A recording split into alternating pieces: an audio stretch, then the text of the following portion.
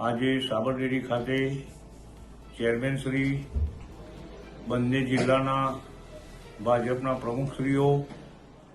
અને નિયામક મંડળના સભ્યશ્રીઓની રૂબરૂ ચેરમેનશ્રીએ જાહેર કર્યું કે ભાઈ ગઈ સાલ જે ભાવફેર મળેલો છે એ ભાવફેરની સરખામણીએ ખાસ સાધારણ સભા બોલાવી અને પછી બીજા દિવસ ત્રીજા દિવસ જે એમટી થતું હોય એમટીની અંદર જે વધઘટની રકમ છે એ દરેક મંડળીને મજરા આપી દેવામાં આવશે અને કાલથી દૂધ રાબેતા મુજબ દરેક મંડળીના સભાસદો